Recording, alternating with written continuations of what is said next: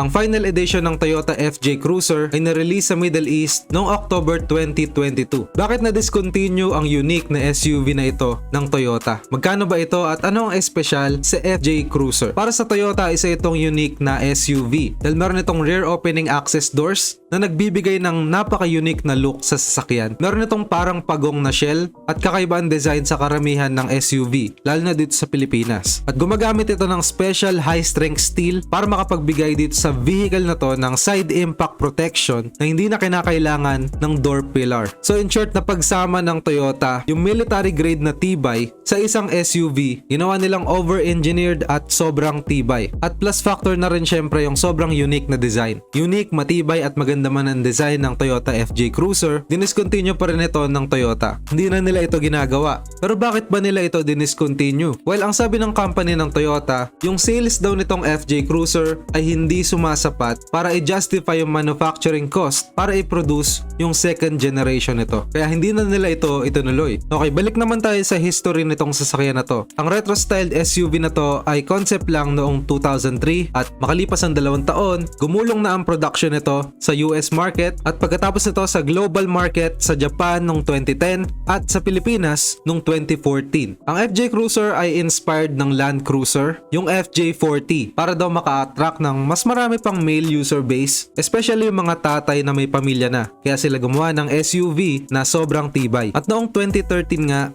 nilagay na ng Toyota Motor Philippines yung FJ Cruiser na official lineup nila at naging success para sa brand at image ng Toyota. Pwede mong dalhin to kahit saan. Recreational, off-roading, at cruising, wala ka nang aalalahanin pa dahil sa Toyota reliability. At syempre dahil SUV to, ang lawak ng space at pwedeng-pwede talaga pang pamilya. Punta naman tayo sa power nitong FJ Cruiser. Meron itong 4-liter 1GR-FE V6 engine na kaya maglabas ng 268 horsepower at 380 Newton meters ng torque. Medyo malakas sa gasolina kaysa sa typical nating mga SUV. Marahil isa rin to sa mga factor kung bakit hindi masyado nabibili yung FJ Cruiser lalo na dito sa Pilipinas dahil sobrang lakas sa gas. Meron itong 5-speed automatic transmission na may 2-speed 4-wheel drive system at rear locking differential. At sobrang basic lang din ang mga features: fabric seats, manual AC controls, non-touchscreen infotainment system at rear backup camera. At na-improve pa na na-improve yung mga specs nito at naglagay na rin sila eventually ng touchscreen based infotainment system. Sa presyo naman, originally price ito nung unang nilabas dito sa Pilipinas ng 1.7 million pesos. Nung 2014 pa to. At meron itong latest price na 2.2 million pesos bago ito ma-discontinue. At parte nga ng pagpapaalam ng FJ Cruiser, naglabas ang Toyota Motor Philippines ng final edition ng FJ Cruiser na sinasabing tahimik nilang nailabas dahil hindi nila ito masyadong pinromote. Bakit hindi nila ito masyadong pinromote? Sasabihin kayo mamaya. Ito muna tayo sa design ng FJ Cruiser Final Edition.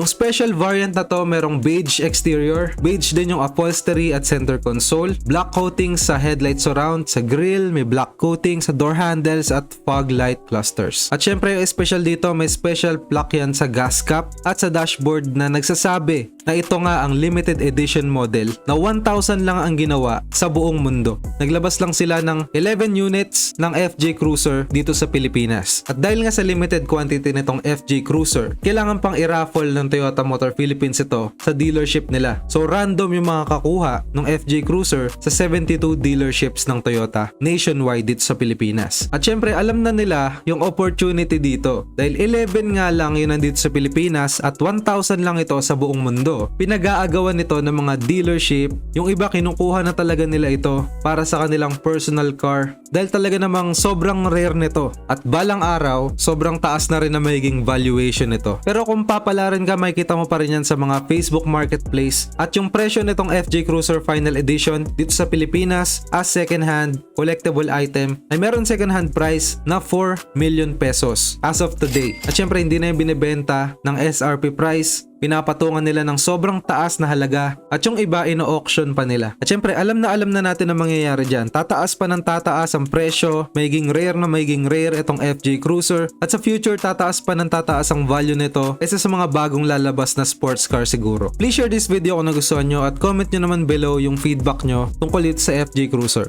Maraming salamat sa panonood.